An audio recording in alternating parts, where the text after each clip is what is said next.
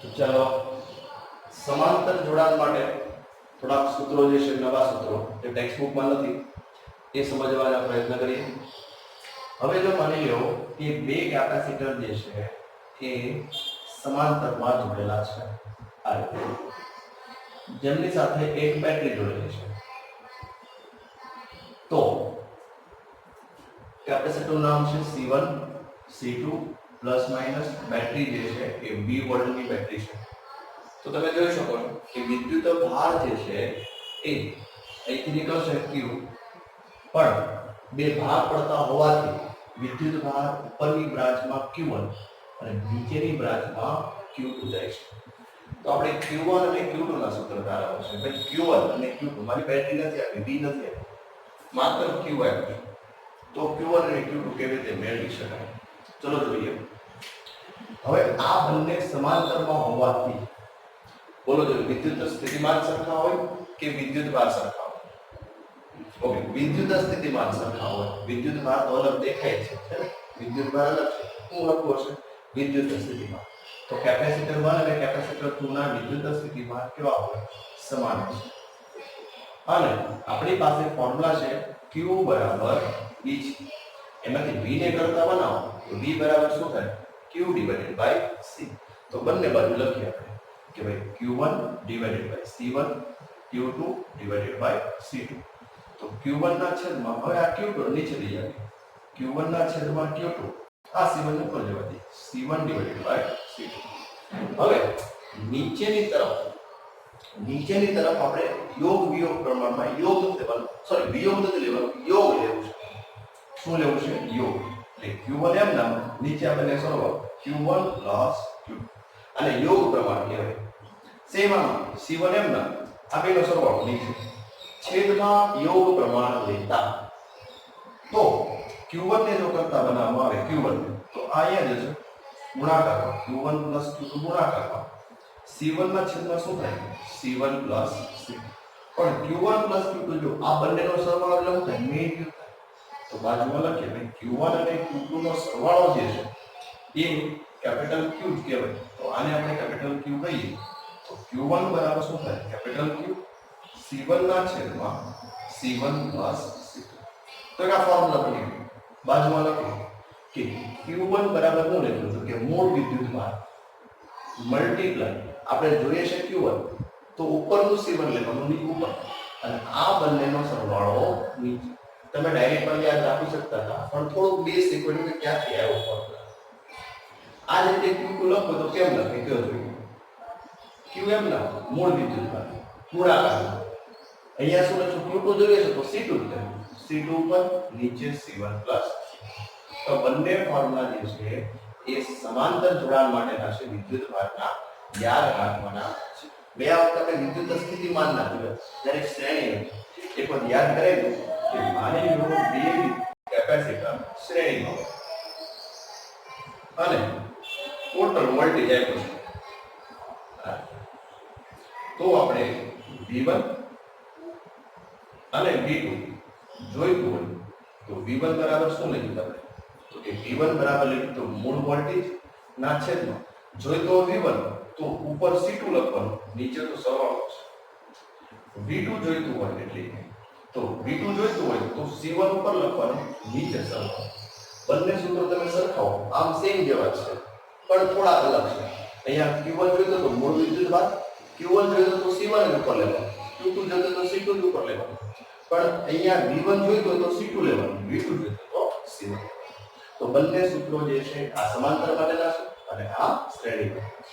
આ બંને સૂત્રો તમારે યાદ રાખવા. ઓકે, એના પછી જોઈએ. ઓકે, એના પછી આપણે બીજું વિચારીએ. આ પહેલો પોઈન્ટ હતો. હવે માની લો કે કોઈ કેપેસિટર જે છે એ બેટરી સાથે જોઈન્ટ થયેલું છે. એ લખીએ બેટરી સાથે જોડેલું છે. તો કેપેસિટર મોટું હોય અને એમાં ડાઇલેક્ટ્રિક અથડામ કે મૂકેલું છે, બરાબર છે. આ બેટરી સાથે જોડેલું. બીજું લઈએ બેટરી થી દૂર કરેલું કેપેસિટર, બેટરી થી દૂર કરેલું કેપેસિટર, મેં કેપેસિટર છે જેમાં ડાયરેક્ટ રીતે કરંટ કે છે, પણ પહેલા બેટરી હતી, હવે બેટરી દૂર કરી નાખી, એટલે કનેક્શન તોડી નાખ્યું, એટલે આમાં બેટરી જોડેલી છે, અહીંયા બેટરી જોડેલી નથી. તો બંને વચ્ચે શું ફેરફાર થઈ શકે? તો સમજીએ કે જ્યારે બેટરી જોડેલી હોય ત્યારે વિદ્યુત ભાર જે છે સપ્લાય થયા જ રાખે, બરાબર છે. વિદ્યુત ભાર જે છે સપ્લાય થયા જ રાખે, વિદ્યુત ભાર અચળ હોઈ શકે નહીં. ખ્યાલ આવ્યો? કેપેસિટરની અંદર વિદ્યુત ભાર સપ્લાય કોણ કરે છે? કે બેટરી પોતે કરે છે.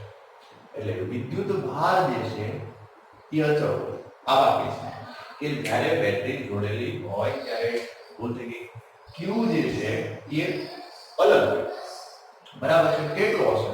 તો KQ જેટલો હશે. કેટલો હશે? KQ. વિદ્યુત ભાર મળતો જ રહે છે. બેટરી દ્વારા વિદ્યુત ભાર સતત અને સતત બેટરી દ્વારા મળતો રહેતો હોવાથી નવો વિદ્યુત ભાર કેટલો હશે? તો કે KQ જેટલો હશે.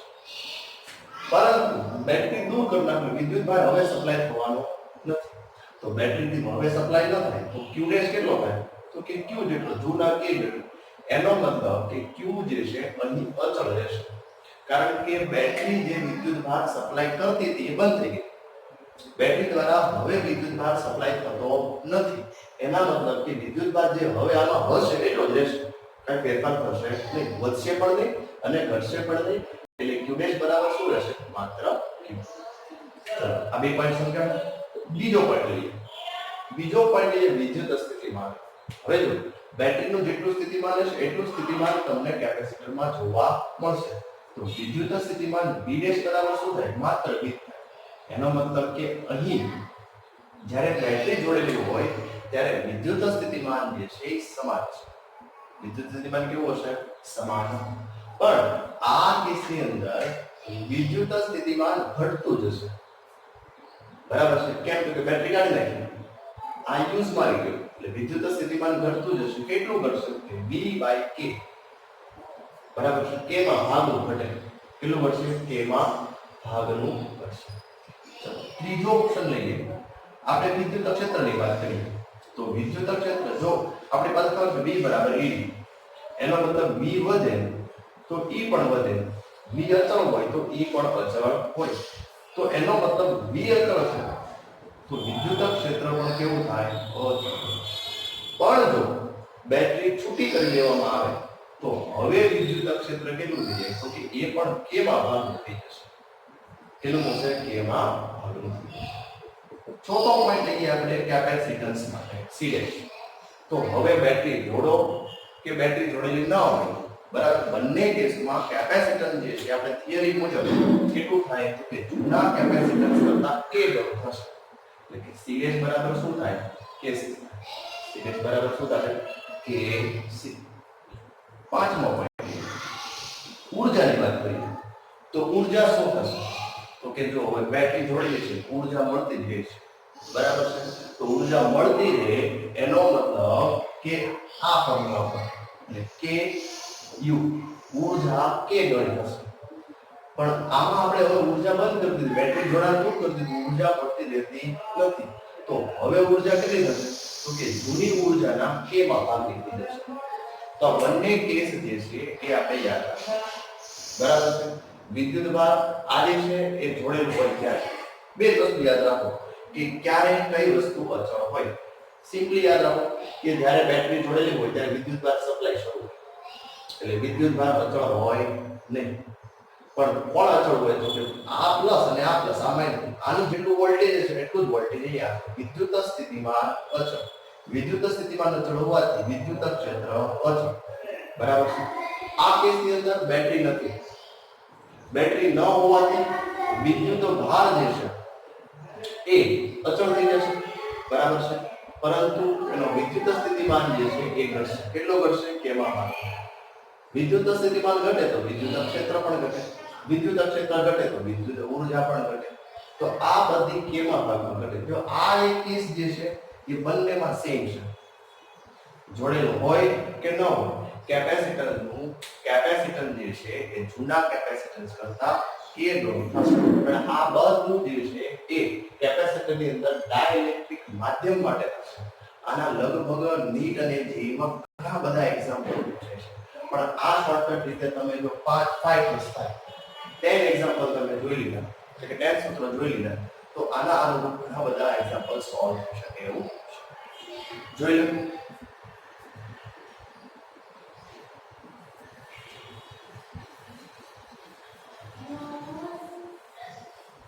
ચલો એક એક્ઝામ્પલ ગણીએ આપણે.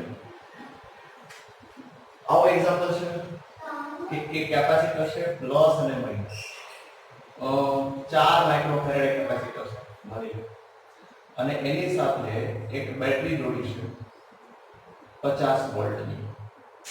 તમને એવું કહેવામાં આવે છે કે પ્રથમ કેપેસિટર સાથે 50 વોલ્ટની બેટરી જોડેલી છે, બરાબર છે. તો આ કેપેસિટરનું ચાર્જિંગ થશે, તો આમાં ઊર્જા કેટલી થશે? તો કે આ ઊર્જાનો ફોર્મ્યુલા છે હાફ CV². તો હાફ કેપેસિટર કેટલું છે? તો કે 4 × 10⁻⁻. વોલ્ટેજ કેટલો છે? એક કામ કરીએ 100 રાખીએ, 100 વોલ્ટ. તો 100 નો સ્ક્વેર એટલે 4/2 એટલે 2 થશે. 10⁻6 માંથી 10⁻10 ની 4 10 ની કેટલી થશે? 10⁻2 જૂલ. તો એનો મતલબ કે કેપેસિટરમાં સંગ્રહિત ઊર્જા કેટલી છે? હાલની 2 × 10⁻2. આ કેસ 1 હતો. This is your case 1. હવે કેસ 2 લઈએ. કેસ 2 તમને આ પ્રમાણે આપ્યું છે કે બેટરી દૂર કરી અને આવો એક બીજો કેપેસિટર જે છે એને આની સાથે જોડતા, એટલે બેટરી દૂર કરી નાખો. જો બેટરી દૂર કરી નાખી અને એક બીજો કેપેસિટર આની સાથે જોડતા, ને આ 4 માઇક્રોફેરેડ હતો. એક બીજો કેપેસિટર લઈ લીધો, માની લો બીજો કેપેસિટર જે છે 2 માઇક્રોફેરેડ છે, બરાબર છે. તો 2 માઇક્રોફેરેડ કેપેસિટર લીધો, તો હવે કુલ ઊર્જા કેટલી છે? આખા સિસ્ટમની કુલ ઊર્જા કેટલી હશે? અથવા તો માની લો પહેલા ઊર્જા કેટલી હતી? 2 × 10⁻10 આની કુલ ઊર્જા કંઈક મળે તો બંને સરખી મળે છે અથવા તો ઓછી મળે છે. જો ઓછી મળે છે એનો મતલબ ઊર્જાનો વેગ છે. તો ઊર્જાનો વેગ કેટલો થાય છે એ પણ આપણે ગણતરી કરવી છે. ભાઈ માની લો 2 × 10⁻2 મળે, અહીંયા આગળ તમને મળે 1 × 10⁻2. તો તમે જો આમાંથી સબટ્રેક્ટ કરો તો 10⁻2 જૂલ ઊર્જા ઓછી થઈ, તો એટલો વેગ થયો. એટલે આ કેપેસિટર ચાર્જિંગ થઈ ગયું, એટલે આ કેપેસિટરને ચાર્જ કરશે. આમાંથી ઊર્જા મળે છે. તમે જો તમે જ્યારે પણ કેપેસિટર આ રીતે જોડેલું હોય વગર બેટરી, તો પહેલી વાત યાદ રાખો કે જ્યારે એક કેપેસિટર બીજા કેપેસિટર સાથે આ રીતે વગર બેટરીએ જોડેલું હોય ત્યારે આ જોડાણને સમાંતર જોડાણ કહેવાય. કેવું જોડાણ? સમાંતર જોડાણ હોય તો એક કામ કરીએ, પહેલા આપણે Q પણ મેળવી લઈએ કે ભાઈ Q શું થશે? તો Q નો ફોર્મ્યુલા શું થાય? V છે. તો વોલ્ટેજ કેટલો હતો?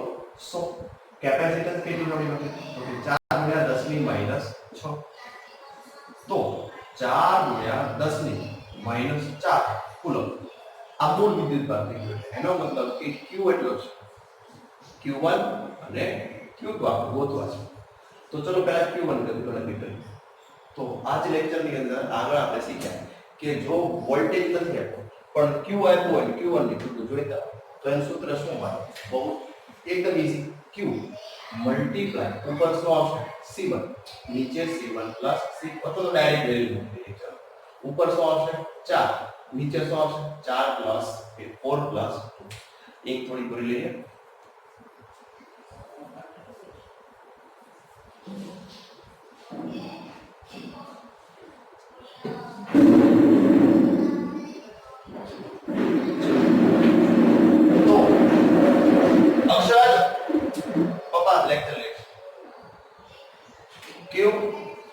કેટલો છે વિદ્યુતભાર? 4 × 10⁻4 4/6. તો આ તમને મળી જશે Q. એટલે કેલ્ક્યુલેટર નથી કરતા, ચોકે 16 અથવા તો 2 × 4 3 × 6 4 × 8 8/3 10⁻4 કુલમ. આ રીતે આપણે Q2 મેળવી લઈએ તો Q2 બરાબર શું થાય તો કે Q2 બરાબર થાય Q મલ્ટીપ્લાય ચલો Q2 જોઈએ છે તો 2 ઉપર નીચે બેનો સરવાળો 4 + 2 તો 4 × 10 ની -4 2 ભાગ્યા 4 એટલે કેટલા થશે 6 તો 2 તેરી 6 એનો મતલબ 4/3 * 10⁻⁻⁴ તો જો Q1 અને Q2 મળી ગયો તો Q1 ને આધારે આપણે વિદ્યુત ઊર્જા મેળવી હોય તો ઊર્જાનું સૂત્ર શું થાય તો કે હાફ c² પણ Q હોય તો Q² / 2c આપણે U1 જોઈએ Q² / 2c તો Q² / 2c તો Q એટલે આ 8/3 * 10⁻⁻² ના છેદમાં 2 કેપેસિટન્સ કેટલો છે 2c1 અહીંયા આપણે Q1 તો 2c1 4 × 10 ની -6 તો 66 × 10 ની -8 નીચે શું આવશે 3 તેરી 9 × 2 × 4 × 10 ની -6 બરાબર તો આ આપણે સોલ્વ કરીશું તો આ થઈ ગયું U1 હવે આ જ રીતે U2 આનાનું શું થાય તો U2 બરાબર Q2² / 2c2 Q² / 2c formula છે તો Q2 કેટલું છે આપણી પાસે 4/3 * 10⁻⁻⁴ નો હોલ સ્ક્વેર 2 × c2 એટલે 2 × 10⁻⁻6 તો U2 તમને મળી જશે 16 × 10 ની -8 3 તેરી 9 × 2 થી 4 10 ની -6 ચોકે ચોકે 16 એટલે 4/9 * 10 ઉપર જાય +6 એટલે -2 જૂલ 4/9 આનું શું થશે તો કે 64 32 બરાબર છે 8 ચોક 32 એટલે આ આવશે 8/9 * 10⁻⁸ આ બંનેનો કોમ્બિનેશન કરીએ એટલે કે U = U1 + U2 એટલે આ U ડેશ પછી એટલે 8/9 + 4/9 * 10⁻⁻⁻ અરે આયા -2 એટલે શું થયું 9 લેસ LCM 8 ને 4 12 10⁻⁻2 3 તેરી 9 4 તેરી 12 એટલે 4/, આ થઈ ગયું 1.33 × 10 ની -2 જૂલ તો શરૂઆતમાં કેટલી હતી તો કે શરૂઆતમાં ઊર્જા હતી આપણી પાસે 2 × 10 ની -2 જૂલ અને આ કેપેસિટર જોડાણ બાદ હવે કેપેસિટરમાં કેટલી ઊર્જા રહે 1.33 × 10 ની -2 જૂલ તો એનો મતલબ એવો થયો કે ઘટી તો વ્યય થતી ઊર્જા અહીંયા લખો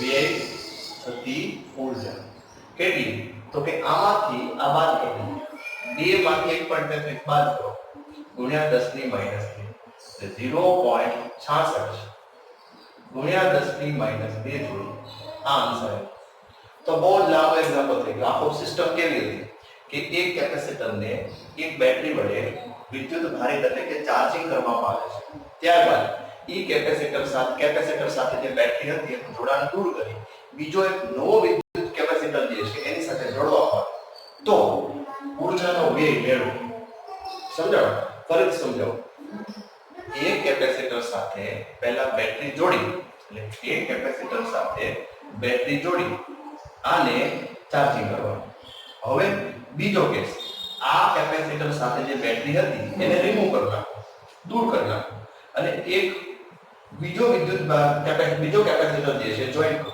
તો હવે એમાં વ્યય થતી ઊર્જા મેળવો આ કેસ હતો તો આને તમે નીટ જેઈ માટે સિમ્પલ શોર્ટકટ ટેકનિક્સ થી પણ સોલ્વ કરી શકો બરાબર છે આ બહુ લાંબી ટેકનિક થઈ જો એનસીઈઆરટી માં એક્ઝામ્પલ સ્વરૂપે પૂછાય તો 4 માર્ક માટે કે 3 માર્ક માટે પૂછાય તો તમારે આ લાંબી ટેકનિક કરવી જોઈએ પરંતુ જો જેઈ નીટ માટે પૂછાય આ એક્ઝામ્પલ તો તમારે શું કરવાનું ફોર્મ્યુલા છે વ્યય